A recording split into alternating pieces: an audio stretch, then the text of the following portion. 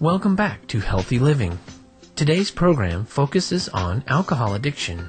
Last week, physicians in New Zealand asked the government to raise the age at which alcohol may be purchased because on weekends, teenagers are filling hospital emergency rooms with alcohol-related conditions, such as becoming unconscious after a night of heavy drinking.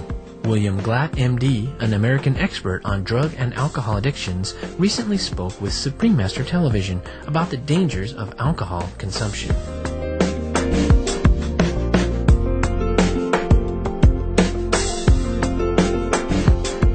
Can you define alcoholism?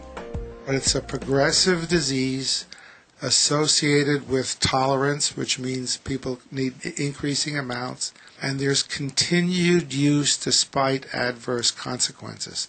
I think that's the most important thing, is that there's adverse consequences. That could be health issues that we talked about already. It could be family issues, work issues, legal issues, drunk driving, things like that. And there's also this, what I call this compulsion to use, make sure there's a supply, and it applies not just to alcohol, but all addictive disease, whether it's an overeater, a gambler, cocaine addict. It's pretty much the same thing. It's characterized by tolerance, which means you need more and more and more to get the same effect. And it's chronic. It's also relapsing, which a lot of people have a hard time dealing with.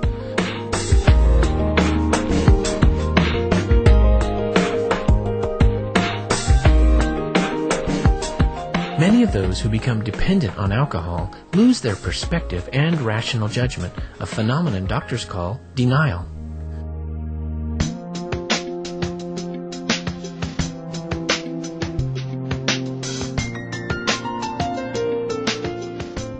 Denial is very commonly used in our field, but in reality, denial in alcoholism is a delusion.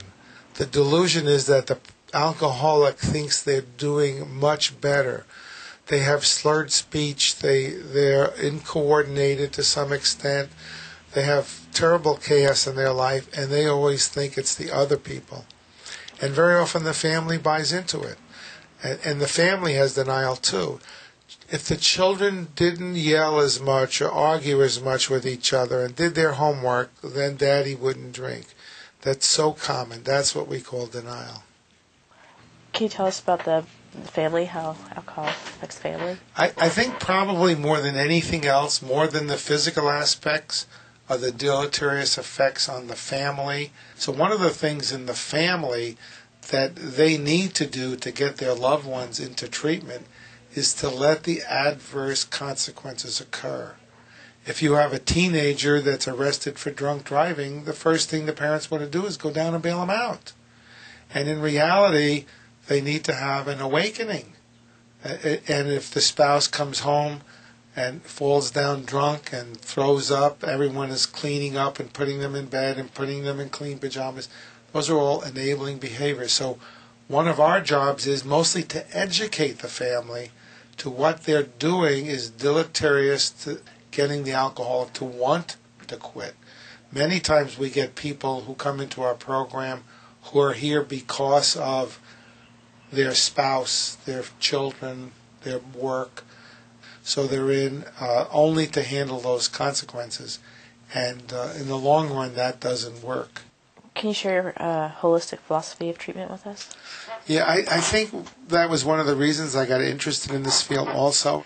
I felt that this was a mind, body, spirit illness. It affects the body. We talked about that.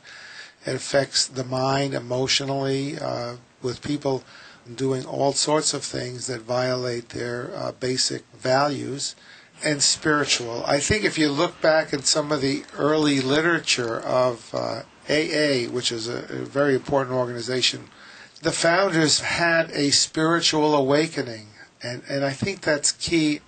And they developed a set of guidelines and principles and what they call steps. The steps are basically a program of trying to overcome and handle this illness. We encourage participation in 12-step programs, which is Alcoholics Anonymous.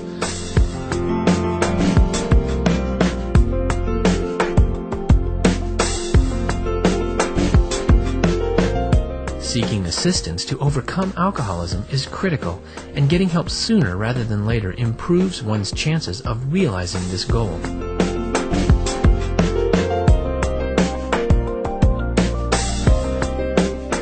I think early intervention and early help is wonderful. I just admitted someone today who was drinking intermittently, 1 or 2 times a week, having a few glasses of wine. Then he went out with his friends 10 days ago, got drunk, and he's been drinking every day. So it's about 8 or 9 days.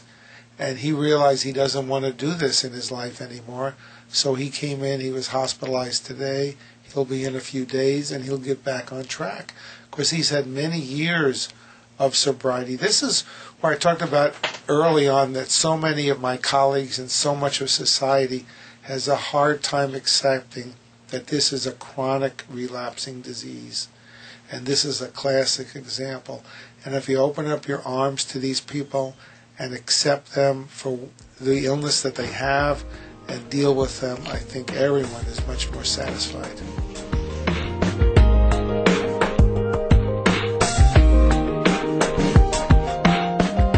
Many thanks to Dr. William Glatt for explaining the numerous injurious effects of alcohol consumption and for assisting many people in ending their addiction so that they may once again lead happy, healthy lives.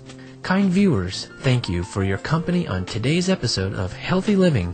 Next up is Science and Spirituality, following noteworthy news. May you have a blessed day immersed in peace and love from heaven.